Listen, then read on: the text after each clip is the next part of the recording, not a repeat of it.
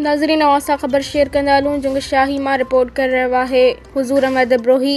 जुंगशाही में जुमे नमाज़ खां पोइ जुंगशाही शहर में हिकु शानदार रैली मौसिन कायनात सरवर कौन नबीन जे सरदार पैगम्बर इस्लाम हज़रत मोहम्मद मुस्तफ़ा सल्लल्लाहु अलैहि वसल्लम जी विलादत बासआदत जश्न ईद मिलादुन नबी जी ख़ुशीअ में हज़रत अल्लामा मौलाना अलहाज फ़ज़लुल्लाह हुसैनी जिन जी अॻवाणीअ में सलवात सलाम जी गूंज सां रैली जुंगशाही जी मरकज़ी जामिया मस्जिद खां शुरू थी, जेका मुख़्तलिफ़ रस्तनि मां थींदे शहर जे अहम चौराहनि ते पहुती। शिरकत कंदड़नि हथनि में झंडा, बैनर ऐं नारा हुआ जिन ते हुज़ूर सल्लल्लाहु अलैहि वसल्लम जी शान में अक़ीदत भरिया जुमिला लिखियल हुआ। रैली में माण्हुनि दुरूद ऐं सलाम पढ़ंदे नबी पाक सल्लल्लाहु अलैहि वसल्लम सां मुहबत जो इज़हार कयो। दुकानदारनि पंहिंजे दुकाननि आॾो शिरकत कंदड़नि लाइ पाणी ऐं शरबत जा इंतज़ाम कया।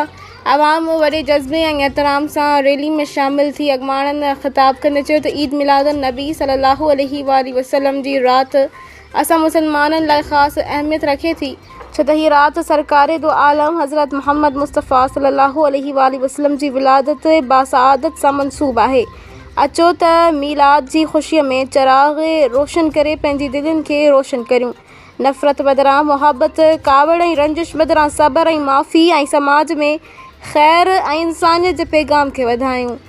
ही बाबरकत राति असां सभिनी मुसलमाननि खे नसीहत आहे त असां रहमतुल आलमीन सल्लल्लाहु अलैहि वसल्लम जी सुन्नतुनि ते हलूं, संदन अख़लाक़ खे अपनायूं ऐं संदन मुहबत सां पंहिंजे दिलि खे रोशन करे संदन तालीम खे ज़िंदगीअ जो हिसो बणायूं त जीअं हक़ीक़ी उम्मत मुहम्मदिया सल्लल्लाहु अलैहि वसल्लम बणिजी सघूं। आख़िर में दुआ कई वई त अल्लाह पाक मुल्क, क़ौम ऐं उम्मत मुस्लिमा खे अमन, सलामती ऐं ख़ुशहाली अता फ़रमाए।